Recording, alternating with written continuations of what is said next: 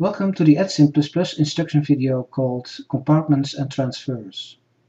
My name is Nico Punt and I will show you today how you can use these objects to build pharmacokinetic models. Okay, let's start with a very simple model consisting of two compartments.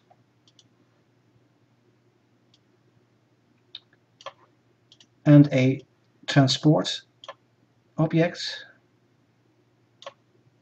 And we'll connect them like this. Now, if I perform a simulation, there's nothing much to see because we didn't use an input object to put something in this first compartment. But that's not required. We can also do it in a different way. If I double click on this compartment and I go to the variables, and I can set the initial value for amount. I'll set it to 100. And if I do a simulation again, you see how the amount in this compartment flows into the second compartment. And I can make it even easier by enabling the mini graphs so that we can see what's going on. Now what I will do is I will add another compartment.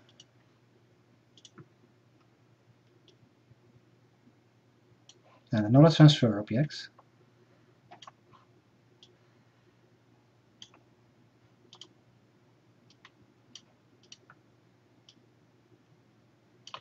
And connect them again.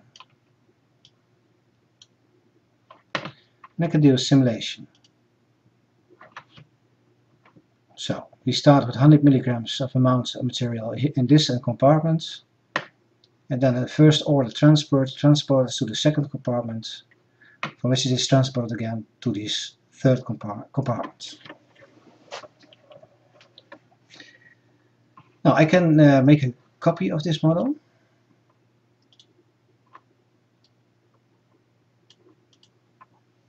And what I can do is I can use a new type of compartment which combines a transport and a regular compartment. A little bit more space, like this. So what I do is I delete this transport, I delete this compartment, and I replace it with a sync compartment. So a sync compartment is essentially a regular compartment with a transport built in. So I can directly connect it to this compartment. So if I do a simulation again, oh, you see here an error message. I forgot to connect these two, so I will connect them. So run again. Of course I have to set the initial amount here to 100 as well. Okay, and you see that we have now an identical graph. And if I look here in the combined plot, you see that the curves overlap. So we can do this for this transport object and compartment as well. So I change this to a sync compartment. I delete the transport object and I directly connect it. And if I simulate it, so these two models are equivalent. We replaced a transport and a normal compartment with a sync object. So a sync object, the sync compartment, has a built-in transport. Okay. Now let's go back again to the original model. Let I create a copy again.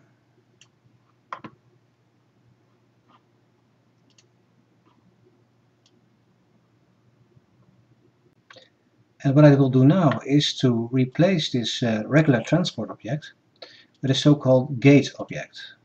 And a gate object is identical to a transport object. The only difference is that you can switch on or off the material stream in the gate object. You can open or close the gate, so to speak. So if I double click here on the gate, and you can see that I can enter here a schedule for switching on or off or closing or opening the gate, so to speak. this schedule is not is absent with a transport object. Okay, but first I must set the default state of the gate, and it is set default by on, so I will change this to 0. So now by default the gate is closed. Now I go to object and I enter here. I open the gate by setting 1 here, and then after 20 hours I open the gate for 10 hours, after which it closes again. Now if I simulate this, you get this pattern in this last compartment. So the gate is closed, nothing happens. Then after 20 hours the gate opens up, and the first the rate transport is occurring to this compartment, and after 10 hours it closes again. Now we have a special type of compartment which combines a inward transport and an outward gate, and we call this a portal. And what I will do is I will copy this model,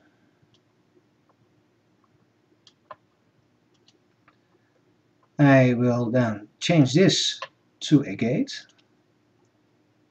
sorry, to a portal,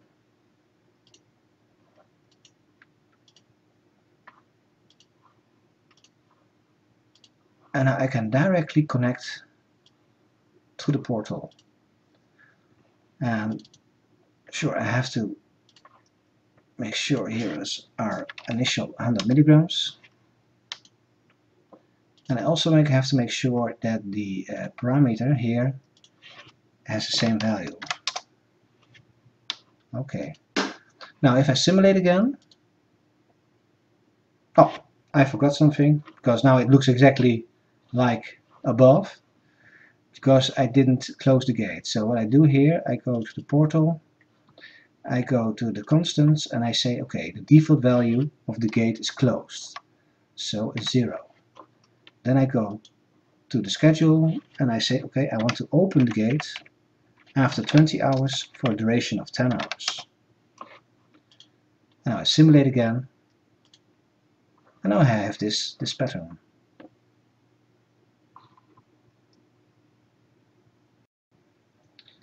So the connections you have seen until now all represented transport into one direction.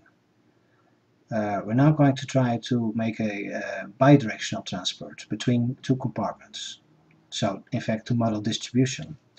So what I can do is I add a compartment here, add another compartment. Of course I have to change it to a regular compartment.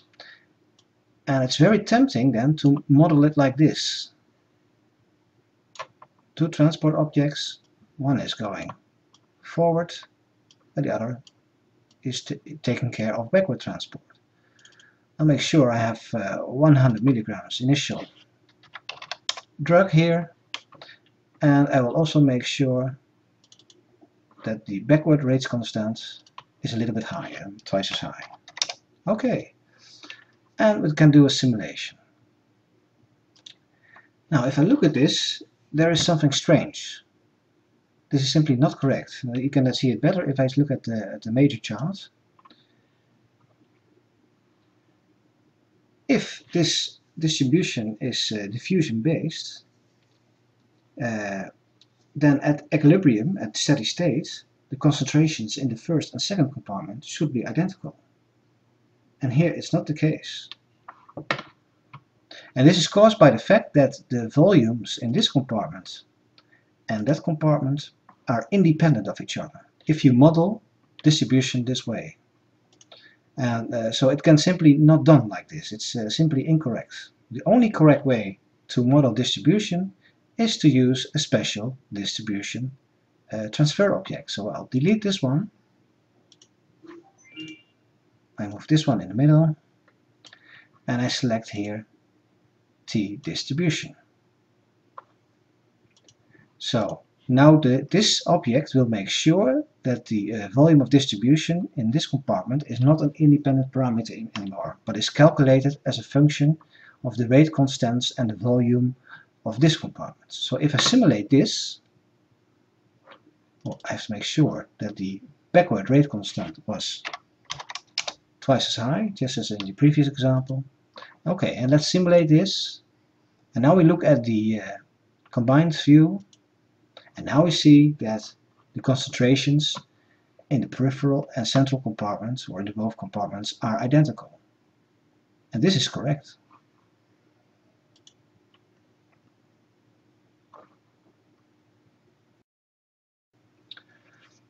Also here there is a special kind of compartment that combines this distribution connection and a regular compartment.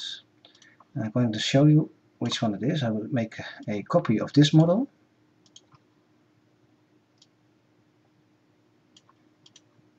And now I will select here a T peripheral. And a T peripheral is nothing more than a regular compartment with a built-in distribution connection. So if I delete this one, I can make a direct connection. So if I click on the T peripheral, I get the parameters again. I'll have to make sure the back one was twice as high. And if I do a simulation, I have to make sure the initial amount here is 100 to get the same result. And if I do a simulation, you see exactly the same curve. So this peripheral is very handy because it makes it so much easier to make compartment models. As an example, if I clean this model, it's just a matter of adding the central compartments. Next compartments will always be a peripheral compartment, and you make the connections. So that's so much easier than having to add these intermediate transport objects. Still, there is one benefit using these basic transport objects and distribution objects over the T-sync and T-peripheral compartments, and that is when you want to add an input to a peripheral compartment. Okay, let's say we have a compartment here, and we add another compartment, which is a peripheral compartment. We'll make a connection. Now, if I want to add an input to the peripheral compartment, it's simply not possible for technical reasons. But if I use a distribution object,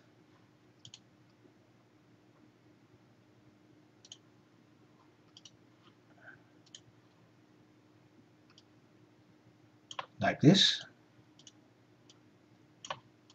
and I make the connections,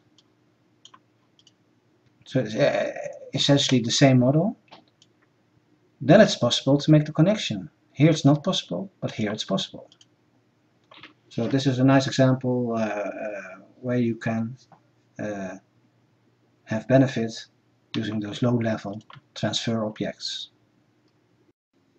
The next type of compartment I'm going to demonstrate are virtual compartments.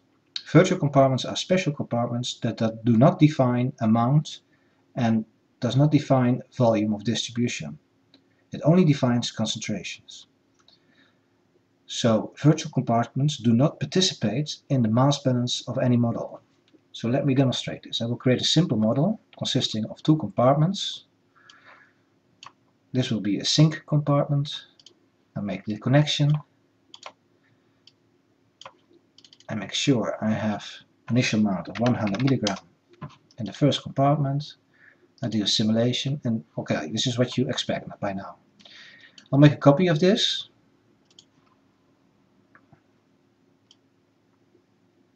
Like this. Move it up a little bit.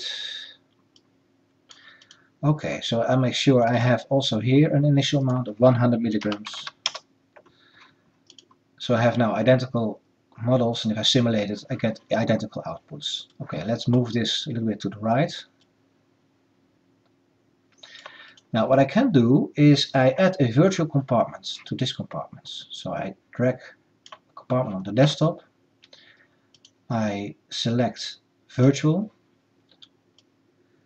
So and now I have to use a connection object, in this case transport, and I'll make the connection.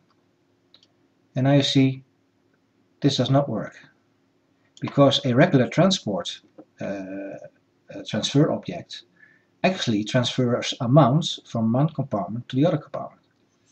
And well, an amount is a property that the virtual compartment does not support. So we need a special transfer object that transfers more or less only the concentration. So we use the link object for this. So I select here a link, and now I can make the connection.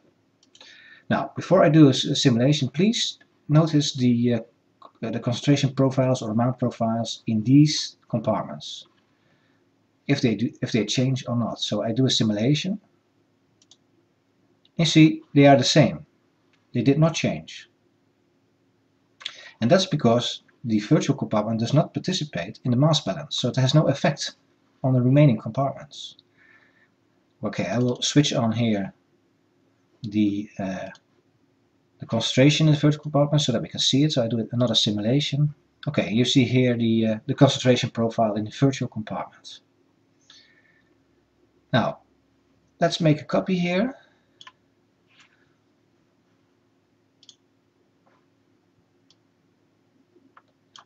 So also for virtual compartments, we have these aggregated objects that combine a transport. So I have a object, a compartment called T-virtual linked. And T-virtual linked in fact combines T-virtual compartment and a link transfer object. So I can delete this one, and I can directly connect to here. And if I make sure here the amount is 100 milligrams, and I do a simulation, you see that the concentration profiles remain the same. Now, to show you the difference with a distribution to a regular compartment, if I add here a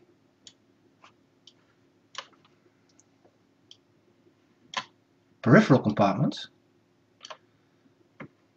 and let's compare this to this virtual link compartment. So I make the connection here. So now watch closely what happens to the concentration profile in these compartments. And now simulate and see how they change. And that's because a regular peripheral compartment participates in the mass balance, while this virtual linked compartment does not. A typical application for this virtual linked compartments are to use them for effect modeling.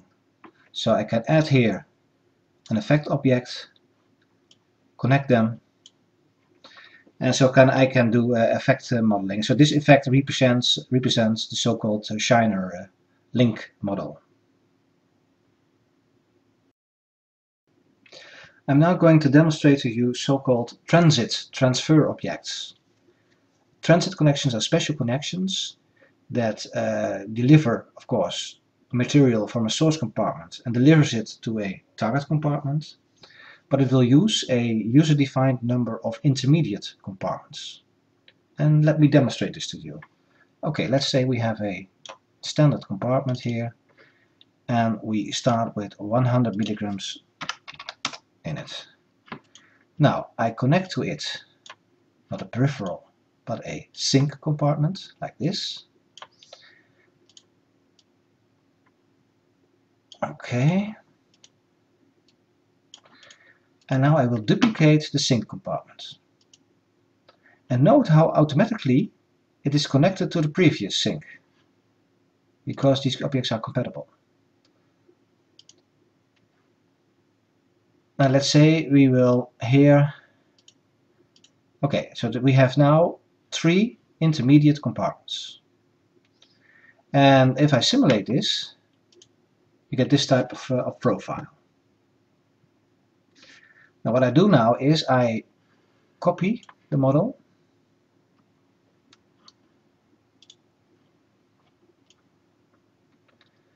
like this.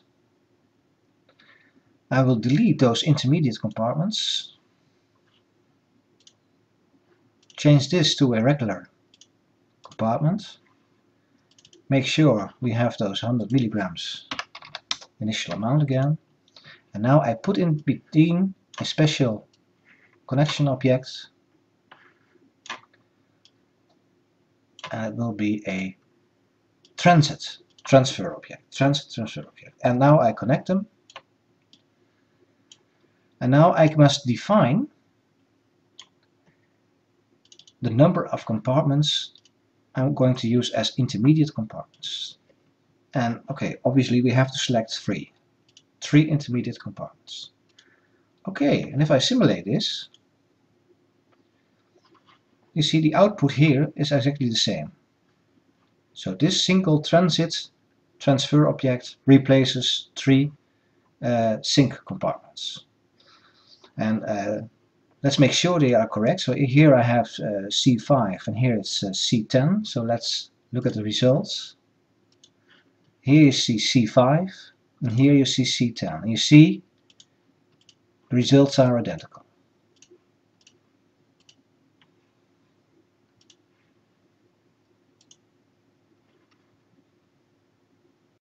So in the examples I've shown you up to now, we used a number of so-called aggregated objects. So objects that are built of other objects. And I showed you this T-sync compartment, which is actually a combination of a T-compartment and a T-transport object. A T-peripheral compartment is in fact a combination of a compartment and a T-distribution object. I showed you the portal compartment, which is in fact a sync compartment, and an additional T-gate output transfer object. I showed you the T-virtual linked compartment, which is actually a virtual compartment plus a T-link transfer object.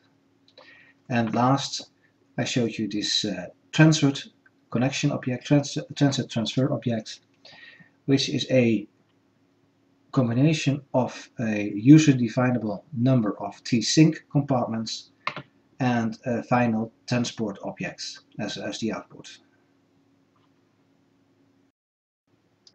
The next demonstration will be dealing with nonlinear kinetics, and that we build an initial simple model.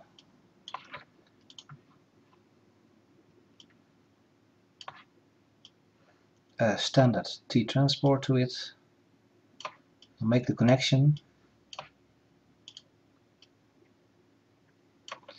And I will make sure I have 100 milligrams right here.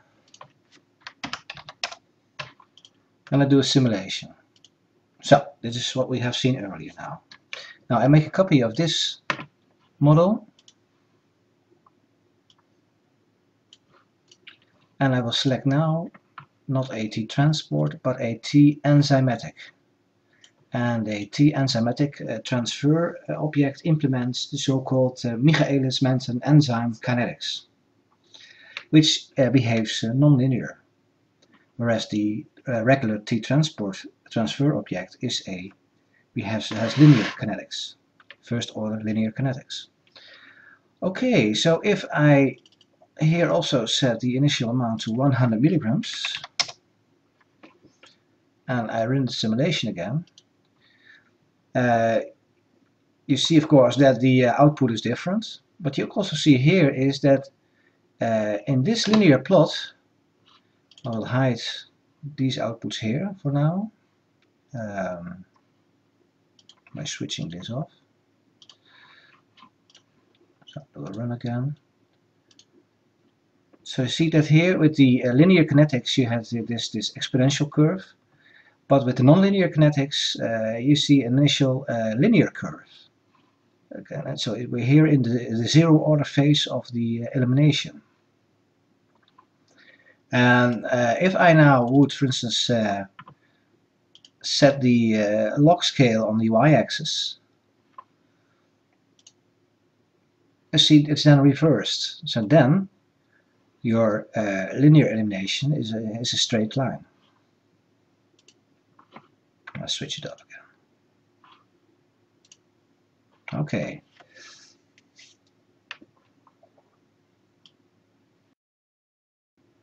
So I will now demonstrate the effect of dozing in a nonlinear model. So I will create a simple model again. So I have here a compartment. I have the same compartment here, and I put in between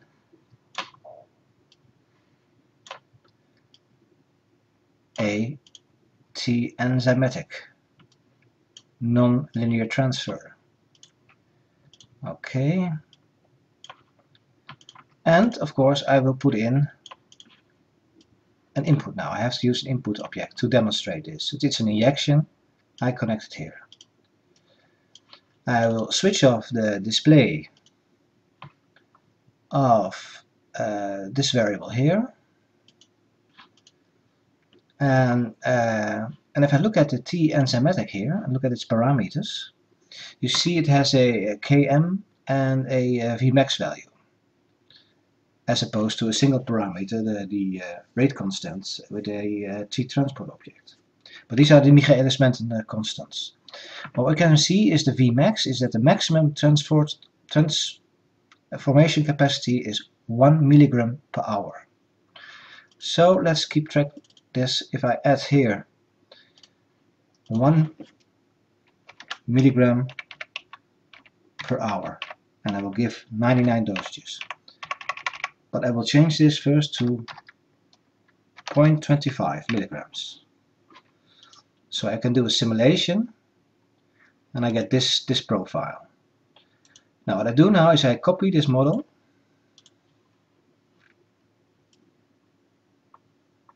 make another copy,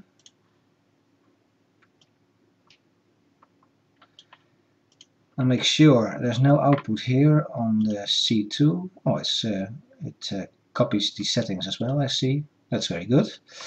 And now I will change the input here to, so here I double it to 0.5.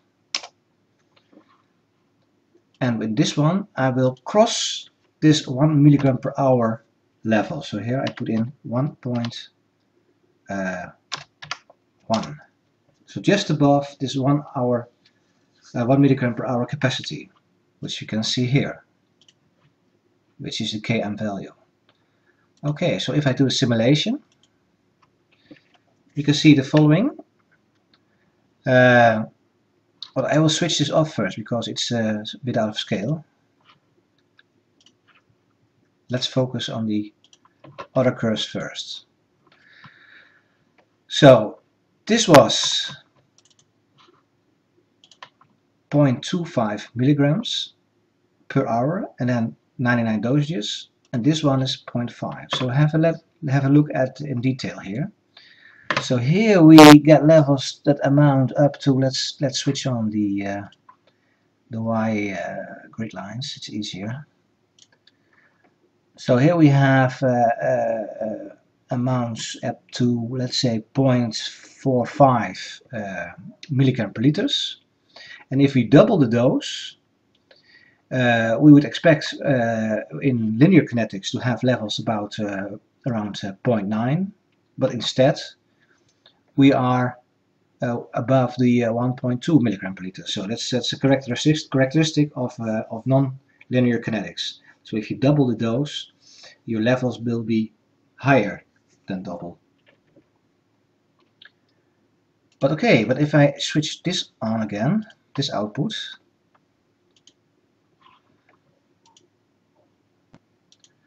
where we just crossed the maximum capacity of the enzymatic transformation, you see that there is no steady state defined anymore, and levels will keep rising and rising and rising, which of course is potentially very dangerously.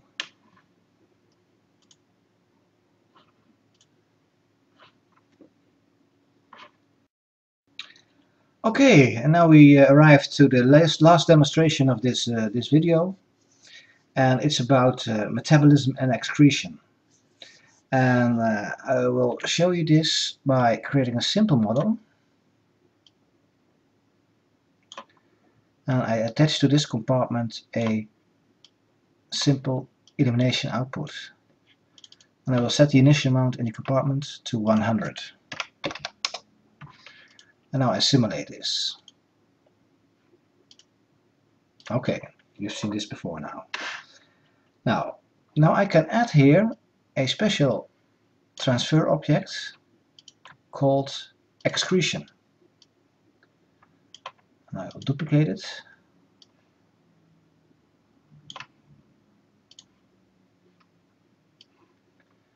And let's say these two are not excretion, but metabolism. So what is special about the excretion and metabolism transfer object is that you do not connect them to a compartment, but that you connect them to an output. In this case, an elimination output. And with the help of these transfer objects, you can make then a specification of which part of that output can be excreted or is metabolized to a certain metabolic pathway. So I can connect them like this. You see, if I delete this, this is not possible. It must be like this. Okay, and I have to collect the output in a compartment, in a regular compartment. So I put here the outputs and make a copy. Like this, another copy, like this. Okay. Okay, I make the connections. Okay.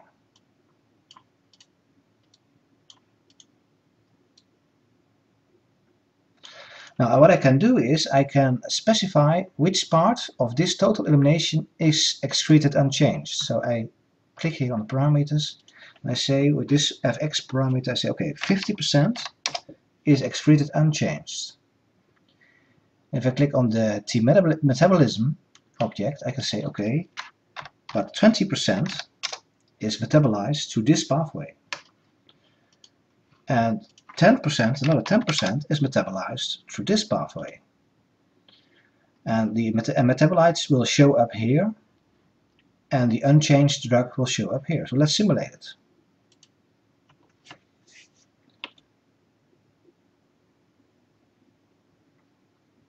As easy as that. And you could also do indeed a different way. You could say, okay, I want to use two different outputs.